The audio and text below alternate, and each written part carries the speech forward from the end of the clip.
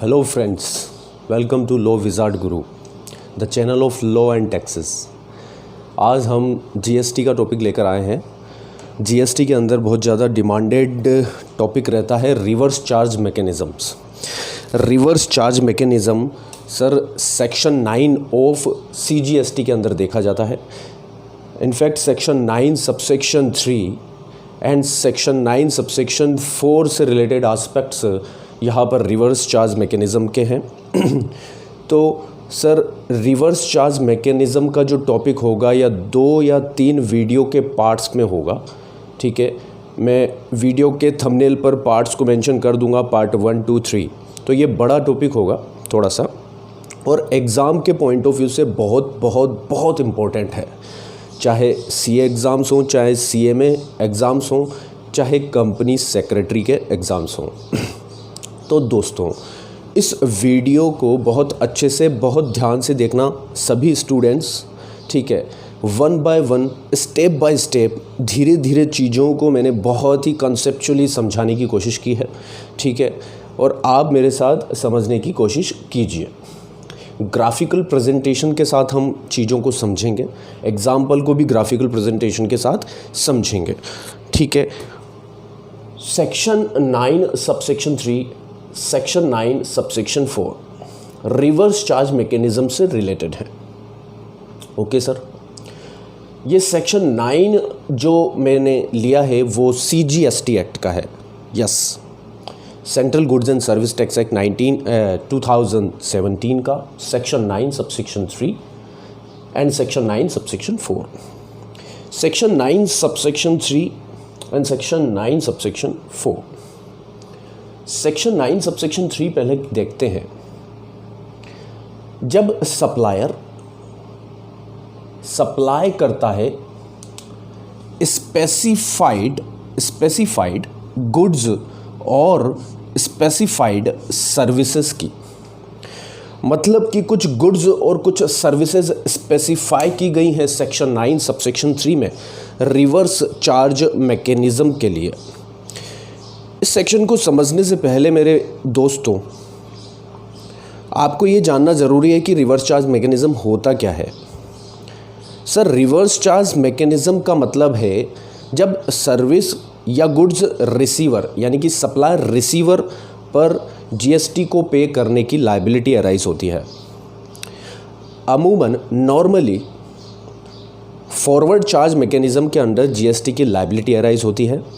इसका मतलब जब जीएसटी की लायबिलिटी सप्लायर पर होती है, बट रिवर्स चार्ज मैकेनिज्म के अंदर जीएसटी को पे करने की लायबिलिटी सप्लायर रिसीवर पर होती है। हाँ दोस्तों, सेक्शन 9 सबसेक्शन 3 के अंदर कुछ गुड्स और सर्विसेज को स्पेसिफाइड किया गया है। ध्यान दीजिएगा, गुड्स और सर्विसेज को स्पेसिफाई किया गया है, ना तो सप्लायर को स्पेसिफाई किया गया है न रिसीवर को स्पेसिफाई किया गया है। गुड्स और सर्विसेज को स्पेसिफाई किया गया है। कुछ 8 गुड्स हैं जिन्हें यहाँ पर स्पेसिफाई किया गया है तथा 20 सर्विसेज को यहाँ स्पेसिफाई किया गया है। तो 8 गुड्स कौन से हैं, 20 सर्विसेज कौन सी हैं, वो हमारे नेक्स्ट पार्ट्स में आएंगे। ओके, अभी ये समझ रहे हैं हम कि सेक्शन 9(3) क्या है और सेक्शन 9(4) क्या है और एक दूसरे से ये डिफरेंट कैसे हैं। ओके, तो जब सप्लायर सप्लाई करता है रिसीवर को specified goods and specified services की, तो सर जीएसटी की liability will be discharge by supply receiver, यानी कि रिसीवर के ऊपर जीएसटी की लायबिलिटी होगी ऑब्वियसली, इसीलिए रिवर्स चार्ज मैकेनिज्म हम पढ़ रहे हैं। बट मुद्दे की बात यह है कि यहाँ पर गवर्नमेंट ने नोटिफिकेशन के माध्यम से 28 एक्टिविटीज़ को कवर किया है, जिसमें 8 एक्टिविटी स्पेसिफाइड गुड्स से रिलेटेड है और 20 एक्टिविटी स्पेसिफाइड सर्विसेज से रिलेटेड है। ओके सर, ये 8 स्पेसिफाइड गुड्स और ये 20 स्पेसिफाइड सर्विसेज यदि सप्लाई की जाती हैं तो वहाँ पर रिसीवर की लायबिलिटी होगी जीएसटी के पेमेंट को डिस्चार्ज करने की, जीएसटी को डिस्चार्ज करने की अंडर द सेक्शन 9 सबसेक्शन 3। बहुत बड़ा सेक्शन है दोस्तों।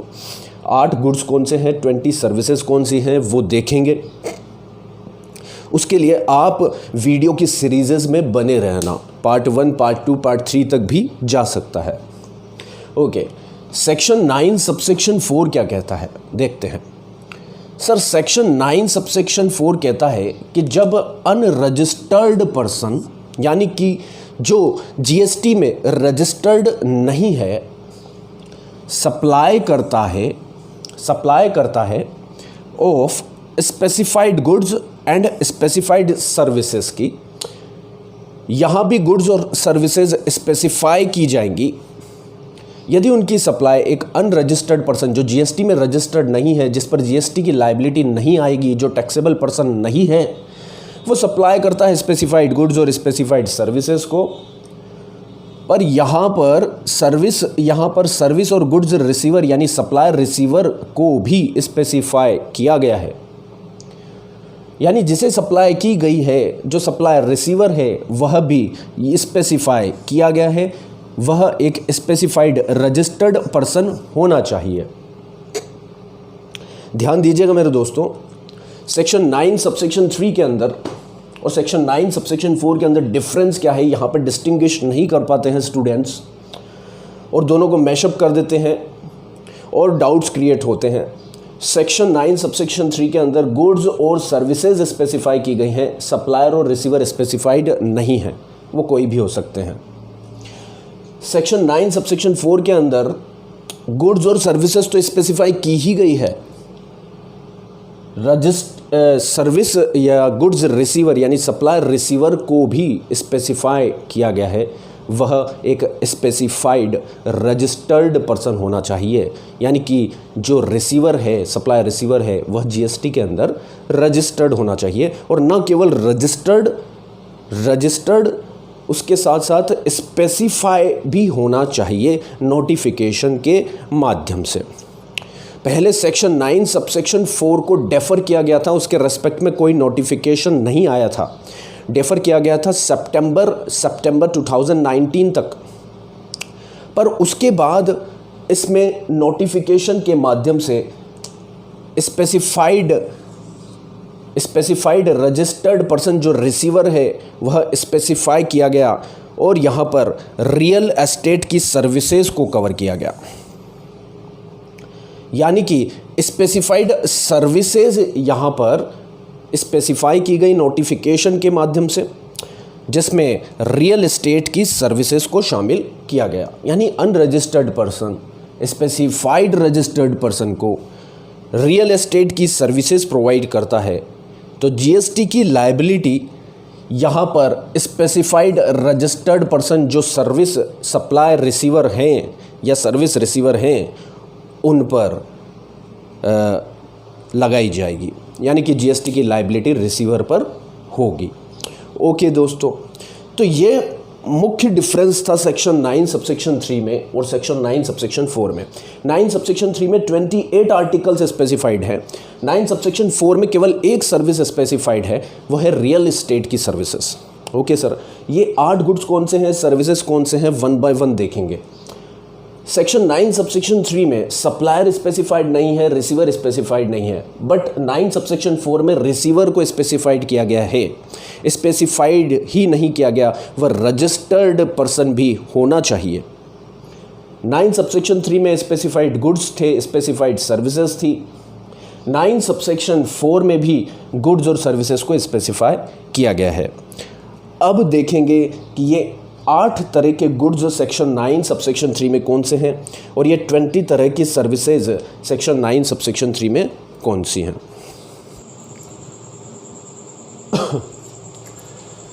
तो सेक्शन 9 सबसेक्शन 3 में 8 गुड्स स्पेसिफाई किए गए हैं और 20 सर्विसेज स्पेसिफाई की गई हैं, जहां पर रिवर्स चार्ज मैकेनिज्म लगता है दोस्तों। अब 1 बाय 1 देखते हैं, ठीक है। Goods covered under the RCM, reverse charge mechanism. यदि एग्रीकल्चरिस्ट, फर्स्ट गुड्स, यदि एग्रीकल्चरिस्ट रजिस्टर्ड पर्सन को, हाँ एक बात ध्यान रखना, RCM के लिए सप्लायर रिसीवर रजिस्टर्ड पर्सन ही होना चाहिए। मान लीजिए प्रोवाइडर भी रजिस्टर्ड नहीं है जीएसटी के अंदर, रिसीवर भी जीएसटी के अंदर रजिस्टर्ड नहीं है, तो सप्लाई जो हुई उसका करोगे क्या? प्रोवाइडर भी टैक्स नहीं देता, रिसीवर भी टैक्स नहीं देता क्योंकि रजिस्टर्ड नहीं है, तो सर टैक्स लायबिलिटी तो आएगी नहीं किसी पर। तो सर आरसीएम के अंदर जो रिसीवर है ना वो रजिस्टर्ड पर्सन होना चाहिए। जब वो रजिस्टर्ड होगा तभी वो टैक्सेबल पर्सन होगा। सेक्शन 2 क्लोज 107 के अंदर टैक्सेबल पर्सन, रजिस्टर्ड पर्सन की डेफिनेशन दी गई है। जब एक पर्सन रजिस्टर्ड होता है तो ही वो टैक्सेबल होता है, जब वो टैक्सेबल होता है तभी उस पर टैक्स लायबिलिटी क्रिएट की जा सकती है। तो ये रिसीवर जो है वो रजिस्टर्ड पर्सन होना चाहिए। तो फर्स्ट एंट्री में देखते हैं। हाँ, एक बात ध्यान रखना, ये जो गुड्स है ना अराउंड द एग्रीकल्चरिस्ट पर ही घूमते रहेंगे, क्योंकि एग्रीकल्चर फार्मर्स को यहाँ पर एग्जम्पशन दी गई है। एग्रीकल्चर्स और फार्मर्स को यहाँ पर बहुत ज़्यादा एग्जम्पशन दी गई है, उनकी सप्लाई पर एग्जम्पशन दी गई है, जिसमें सप्लाई ऑफ कैज्यू नट्स, काजू जो होते हैं, रो काजू जो होते हैं, नॉट शेल्ड और पील्ड, जिनकी शेल्डिंग नहीं की गई हो या जिन्हें पील्ड नहीं किया गया हो, कहने का मतलब जो अपने रो फॉर्म में हो, कवर्ड फॉर्म में हो, ठीक है, जिस पर जो उनका जो जैसे अखरोट होते हैं, अखरोट पर कवर चढ़ा होता है, ठीक है, वो रो फॉर्म है अखरोट का, ठीक है। काजू भी क्या होते हैं, उन पर कवर होता है, शील्ड होते हैं, वो पील्ड होते हैं, पील्ड फॉर्म में, यानी कि एग्रीकल्चर उन्हें जिस फॉर्म में प्रोड्यूस करता है, उन्हें प्रोसेस करने से पहले का फॉर्म, उनका रो फॉर्म, उनका ओरिजिनल फॉर्म, जब वो पील्ड फॉर्म में होते हैं, शेल्ड फॉर्म में होते हैं। बाज़ार में जो काजू बिक रहे हैं, आप खरीद कर ला रहे हैं, उस पर तो जीएसटी लगेगा सर। बट जब एग्रीकल्चरिस्ट उन्हें रो फॉर्म में सप्लाई कर रहा है और रजिस्टर्ड पर्सन को सप्लाई कर रहा है, तो एग्रीकल्चरिस्ट को जीएसटी पे करने का ज़रूरत नहीं है। एग्रीकल्चरिस्ट पर टैक्स नहीं लगेगा, किसान भाई पर टैक्स नहीं लगेगा, टैक्स लगेगा इस रजिस्टर्ड पर्सन पर जो सप्लाई रिसीव कर रहा है कैज्यू नट्स की, जो कि शेल्ड नहीं है, पील्ड नहीं है, यानी ओरिजिनल फॉर्म में है। ओके, तो receiver will be liable to pay the tax under the RCM. अब एक बात याद रखना, ये रिसीवर रजिस्टर्ड पर्सन है, टैक्स इससे वसूला गया है, तो इसने आईटीसी भी बुक किया होगा, आईटीसी भी बुक किया होगा, ऑब्वियसली आईटीसी के चैप्टर में देखेंगे, ठीक है, क्योंकि जीएसटी एक वैल्यू एडेड टैक्स है, एडिशनल वैल्यू पर ही लगता है, इसलिए आईटीसी का बेनिफिट इसमें मिलता है। तो ध्यान से सुनना मेरे बच्चों, जब रजिस्टर्ड पर्सन ने कैज्यू नट्स को रिसीव किया तो टैक्स उसने रिवर्स चार्ज मैकेनिज्म के अंदर उस पर ही दिया और उसने उस टैक्स का आईटीसी बुक कर लिया, क्योंकि वो आगे सप्लाई करता है। मान लीजिए मिस्टर एक्स एक कस्टमर है, उन्हें सप्लाई की गई, अब कस्टमर तो रजिस्टर्ड पर्सन नहीं है, ठीक है, अनरजिस्टर्ड पर्सन है, वो तो कंज्यूम करेगा उसे। तो मान लीजिए रजिस्टर्ड पर्सन ने उसकी सप्लाई करी कस्टमर को जो कि अनरजिस्टर्ड पर्सन है, तो यहाँ पर आरसीएम का पॉइंट नहीं है। आरसीएम की बात यहीं तक है जब एग्रीकल्चरिस्ट सप्लाई करेगा रजिस्टर्ड पर्सन को जो कि एक रिसीवर है। Cashew nuts not shelled and not peeled, not shelled and peeled. But जब ये आगे सप्लाई करेगा ना, तो सर इसे तो टैक्स देना ही पड़ेगा फॉरवर्ड चार्ज मैकेनिज्म के अंदर। ओके, क्योंकि ये रजिस्टर्ड पर्सन है और जब ये आगे सप्लाई करता है तो यहाँ सप्लाई प्रोवाइडर हो जाएगा ये, ठीक है, सप्लायर हो जाएगा ये मुझसे। तो सप्लायर पर फॉरवर्ड चार्ज मैकेनिज्म के थ्रू यदि आगे सप्लाई करता है तो टैक्स इसी पर लगेगा और उस टैक्स के आउटपुट टैक्स लायबिलिटी में से ये आईटीसी का क्रेडिट का बेनिफिट ले लेगा और नेट टैक्स गवर्नमेंट को पे कर देगा। इतनी बात समझ में आई होगी, ठीक है। सेकंड देखते हैं, एग्रीकल्चरिस्ट को फिर से एग्जम्पशन दी गई मेरे दोस्तों। जब एग्रीकल्चरिस्ट बीड़ी रैपर की सप्लाई करता है रजिस्टर्ड पर्सन को, हमने ये बात तो समझ ली कि रिसीवर रजिस्टर्ड पर्सन ही होगा तभी आरसीएम की बात होगी। कहने का मतलब टैक्स उसी से लिया जा सकता है जो रजिस्टर्ड हो अंडर द जीएसटी, क्योंकि रजिस्टर्ड पर्सन ही टैक्सेबल पर्सन कहलाता है, इसलिए उससे टैक्स लिया जाएगा आरसीएम के अंडर, यानी रिसीवर से टैक्स लिया जाएगा।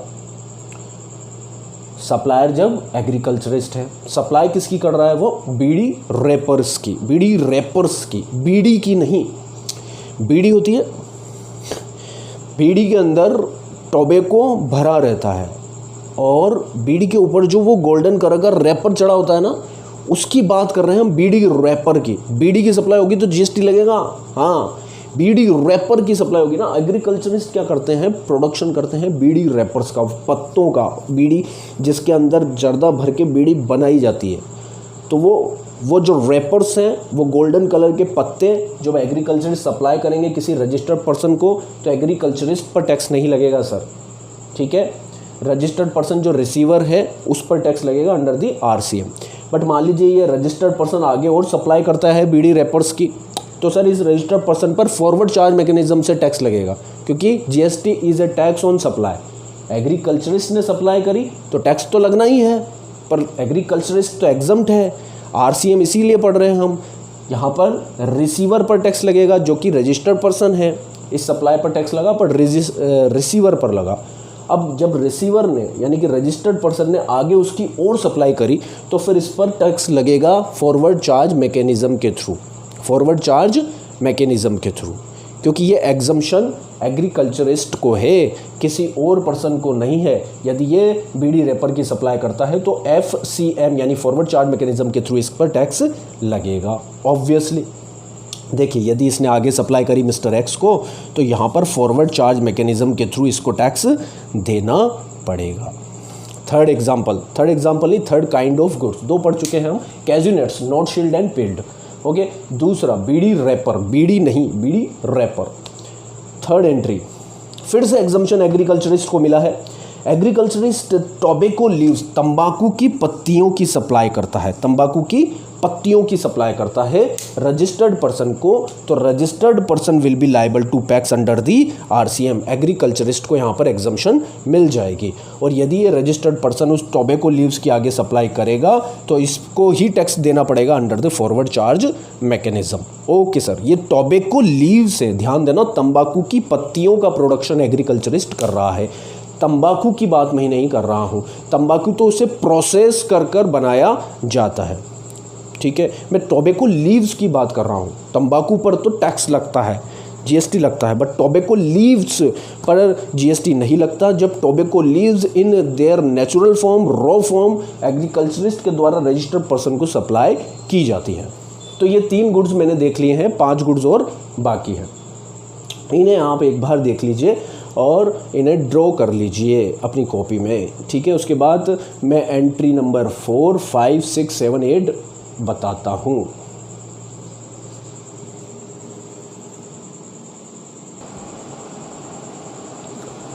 अब बात करते हैं एंट्री नंबर 4 की, ठीक है।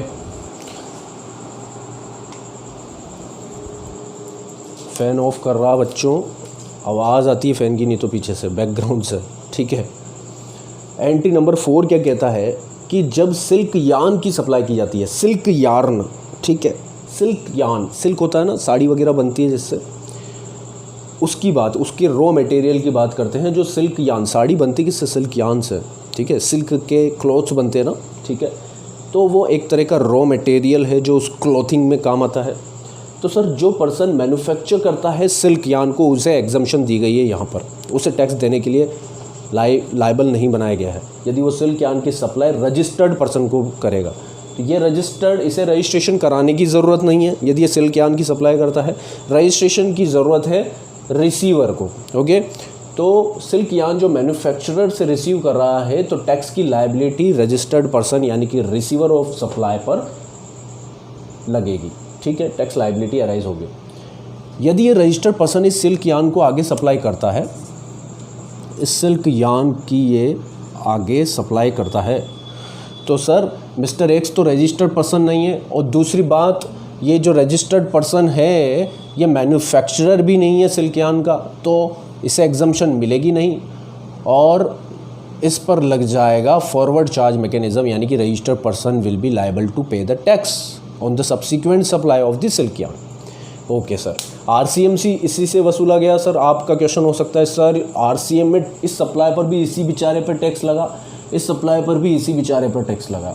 तो मेरे बच्चों मान लो इनपुट सप्लाई पर इसने टैक्स दिया था 100 रुपीज़ का, तो ये 100 रुपीज़ का आईटीसी बुक कर लेगा, और आउटपुट सप्लाई पर इस पर टैक्स लगा मान लीजिए 150 रुपीज़ का।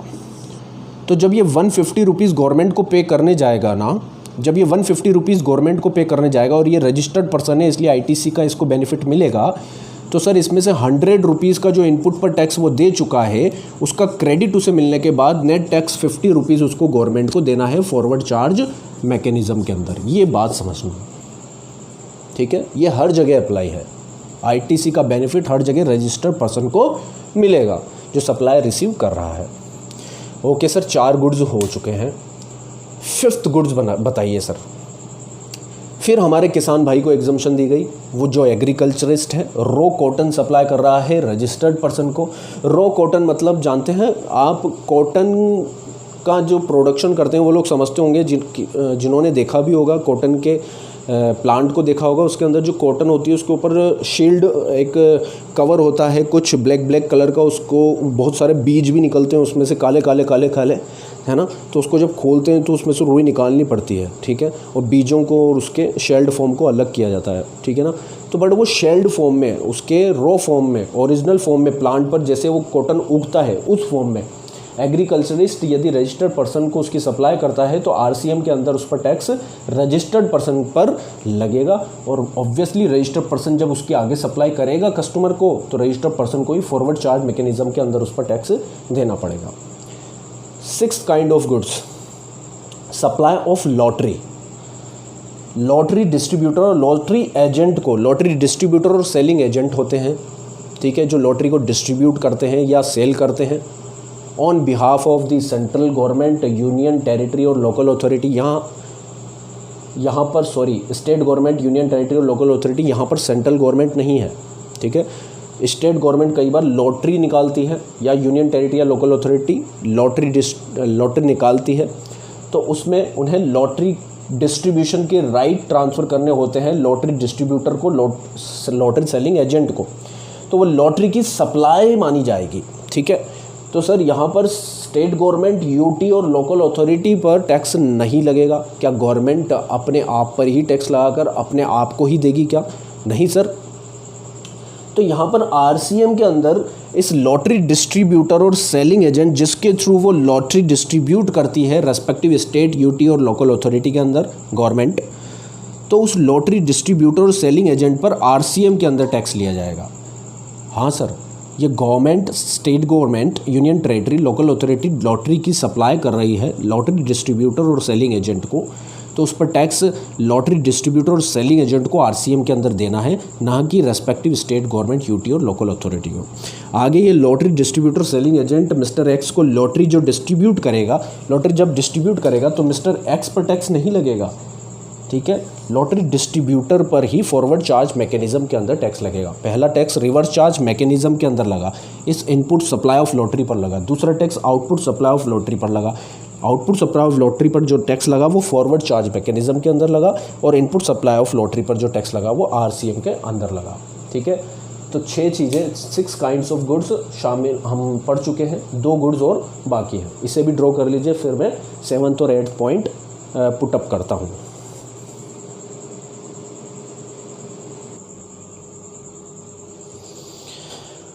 आपको बात यहाँ तक समझ में आई होगी दोस्तों। अब 7th काइंड ऑफ गुड्स क्या है देखते हैं।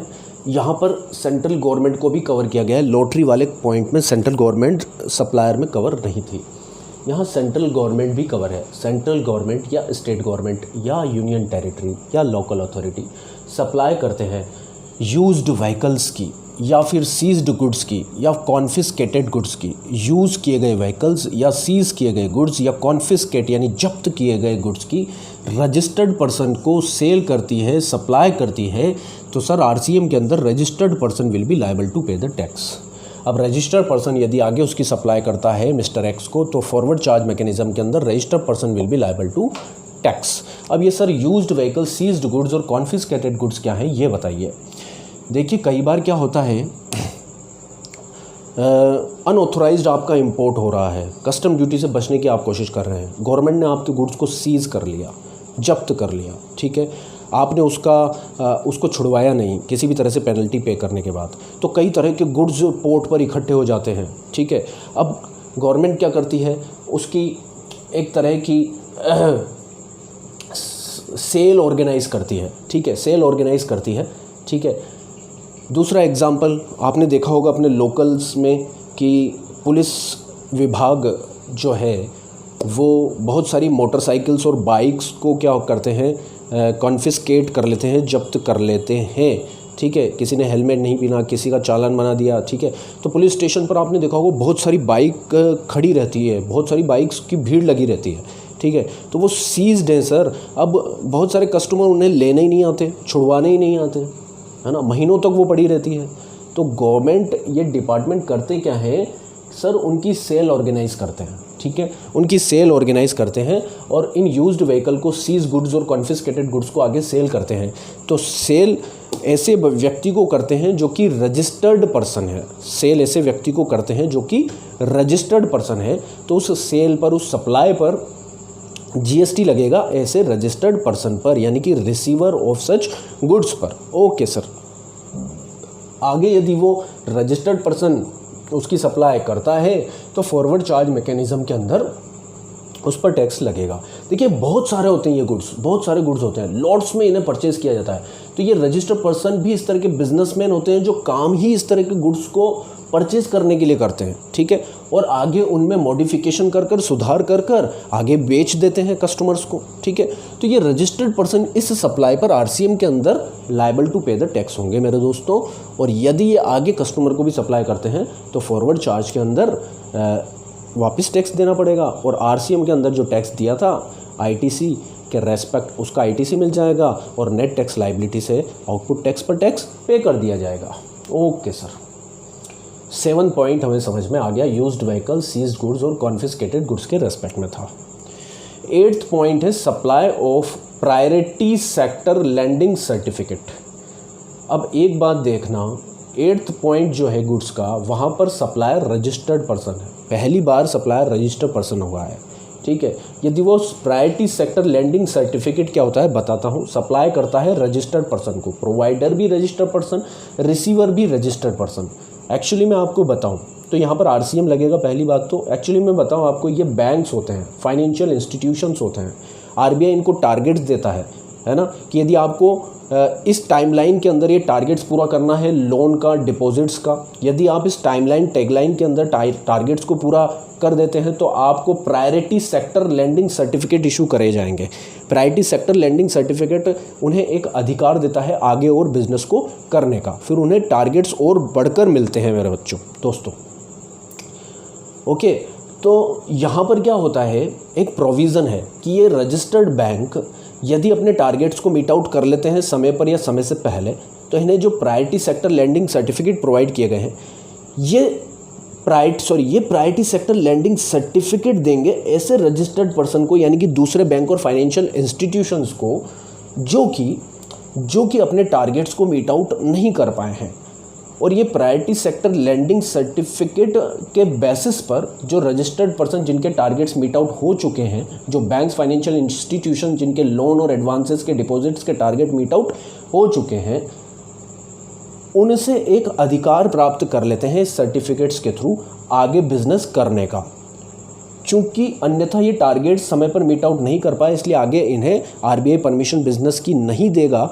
इसीलिए ये रजिस्टर्ड पर्सन जिन्होंने अपने टारगेट मीट आउट कर लिए हैं, वो ऐसे रजिस्टर्ड पर्सन को जिनके टारगेट मीट आउट नहीं हुए हैं रेस्पेक्ट ऑफ लोन एडवांसेस, उन्हें एक सर्टिफिकेट इशू करते हैं प्रायोरिटी सेक्टर लैंडिंग सर्टिफिकेट के रूप में, कि आप आगे लैंडिंग कर सकते हो, आपको हम प्रायोरिटी देते हैं क्योंकि हमारे टारगेट्स मीट आउट हो चुके हैं, हमारे आधार पर, हमारे बिजनेस वॉल्यूम के बेसिस पर आप आगे बिजनेस कीजिए। ठीक है, तो सर ये एक तरह की सप्लाई ऑफ गुड्स है और इसके अंदर आरसीएम के थ्रू रजिस्टर्ड पर्सन जो रिसीवर है उस पर टैक्स लगेगा। सर समझ में नहीं आया, एक बार और बताइए।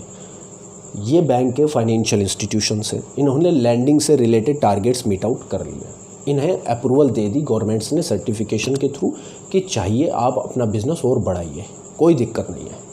ये बंदे ऐसे हैं जिन्होंने टाइमली अपने लैंडिंग से रिलेटेड, बोरोइंग, लैंडिंग से रिलेटेड, लोन से रिलेटेड, लोन ग्रांटिंग से रिलेटेड टारगेट्स को मीट आउट नहीं किया। ओके दोस्तों, तो सर ये टारगेट्स मीट आउट नहीं कर पाया, इसलिए इनको गवर्नमेंट्स की यानी कि आरबीआई से आगे बिजनेस करने की अप्रूवल नहीं मिलती। बट ये आगे बिजनेस कर सकते हैं यदि ये रजिस्टर्ड पर्सन जिन्हें अप्रूवल मिल चुकी है, जिनके टारगेट्स मीट आउट हो चुके हैं, वो अपने बिजनेस वॉल्यूम को इन्हें ट्रांसफ़र करें एक प्रायोरिटी सेक्टर लैंडिंग सर्टिफिकेट्स के थ्रू कि हमारे बिज़नेस वॉल्यूम जो हमें इंक्रीज्ड वैल्यू का मिला है, जिसके बेसिस पर हम और आगे बिज़नेस कर सकते हैं, उस इंक्रीज्ड वॉल्यूम के अंदर आप भी बिज़नेस कर सकते हैं और आपको हम अधिकार प्रदान करते हैं। ठीक है, तो ये प्रायोरिटी सेक्टर लैंडिंग सर्टिफिकेट जो रजिस्टर्ड पर्सन या बैंक फाइनेंशियल इंस्टीट्यूशन द्वारा एक दूसरे रजिस्टर्ड पर्सन को सप्लाई किए गए हैं, उस पर आरसीएम के थ्रू, यानी कि जो भी वॉल्यूम का बिजनेस ये इन्हें प्रोवाइड करते हैं through the priority sector lending certificate, उसके अंदर आरसीएम के थ्रू रिसीवर पर टैक्स लगेगा। अब ये बैंक और फाइनेंशियल इंस्टीट्यूशन इसके बेसिस पर प्रायोरिटी सेक्टर लैंडिंग सर्टिफिकेट के बेसिस पर आगे लोन ग्रांट करते हैं, बिजनेस प्रोवाइड करते हैं, सेल करते हैं, सप्लाई करते हैं, तो फॉरवर्ड चार्ज मैकेनिज्म के अंदर इन पर ही टैक्स लगने वाला है। तो दोस्तों, ये हुआ सेक्शन 9(3) के स्पेसिफाइड गुड्स, यानी कि 8 तरह के स्पेसिफाइड गुड्स मैंने आपको पढ़ा दिए। इसका रिवीजन मैं आपको बता दूं, सबसे पहले एग्रीकल्चरिस्ट कैज्यू नट्स सप्लाई करते थे रॉ और पील्ड फॉर्म में, शील्ड फॉर्म में, नॉट शील्ड फॉर्म में, जिनको अनकवर्ड नहीं किया जाता था। दूसरा था हमारा बीड़ी रैपर्स, ठीक है, बीड़ी नहीं, बीड़ी रैपर्स था। और तीसरा था टोबैको लीव्स, यहाँ पर भी एग्रीकल्चरिस्ट को कवर किया गया था। फोर्थ था हमारा सिल्क यार्न, फिफ्थ था हमारा रॉ कॉटन, फोर्थ था सिल्क यार्न, फिफ्थ था रॉ कॉटन, सिक्स था लॉटरी की सप्लाई, उसमें सेंट्रल गवर्नमेंट कवर नहीं था, स्टेट गवर्नमेंट्स, यूनियन टेरिटरी और लोकल अथॉरिटी कवर थी, तो 6 हो गए। और 7th में सेंट्रल गवर्नमेंट भी कवर थी, central government, state government, union territory और local authority used vehicles, seized goods और कॉन्फिस्केटेड गुड्स की सप्लाई करती है यदि रजिस्टर्ड पर्सन को, तो रजिस्टर्ड पर्सन जो रिसीवर है will be liable to pay the tax. और लास्ट पॉइंट था हमारा supply of priority sector lending certificate by the registered person to the registered person, यहाँ पहली बार रजिस्टर्ड पर्सन सप्लायर आया है। तो ये 8 तरह के गुड्स इनमें एग्जाम में क्वेश्चन बन सकता है। एक बात मैं आपको बता दूं, सीए वाले स्टूडेंट्स के लिए आरसीएम में स्पेसिफाइड गुड्स कवर नहीं है, 8 तरह के ये गुड्स कवर नहीं है। सीएस वाले स्टूडेंट्स के लिए ये आरसीएम के अंदर गुड्स की लिस्ट भी कवर है। ये हमारा पार्ट 1 आरसीएम का कवर ख़त्म होता है सेक्शन 9 सबसेक्शन 3। पार्ट 2 के लिए साथ में बने रहना, चैनल को सब्सक्राइब करना, लाइक करना, अपडेशन के साथ, उससे आपको बेल आइकन को भी प्रेस कर देना, अपडेशन उससे आपको मिलती रहेगी। ये मैं इस पर पार्ट 1 डालूंगा। पार्ट 2 के अंदर मैं स्पेसिफाइड सर्विसेज कवर करूंगा, ठीक है। पार्ट 7 भी बहुत ही जल्दी, यानी कि नेक्स्ट डे कल ही आ जाएगा, ठीक है। आप इतना ड्रॉ कर लीजिए और इन चीज़ों को समझ लीजिए अच्छे से, ठीक है। ओके, ये वीडियो आरसीएम का हमारा तीन पार्ट्स में बनेगा, है ना। हो सकता है 2 में भी ख़त्म हो जाए, तीसरे की ज़रूरत पड़े ही नहीं, पर आरसीएम आपका बहुत ही अच्छे से बिल्कुल परफेक्टली कंप्लीट हो जाएगा। और आरसीएम से हमेशा एग्ज़ाम्स में क्वेश्चन आता है, ठीक है, चाहे आप सीए कर रहे हैं, चाहे सीएस कर रहे हैं, या फिर आप सीए में कर रहे हैं। गुड्स के रेस्पेक्ट में सीए वाले स्टूडेंट्स के लिए क्वेश्चन कवर नहीं होता है, सीएस और सीएमए के लिए कवर होता है। ओके दोस्तों, लाइक कर देना, शेयर सब्सक्राइब कर देना। जय हिंद।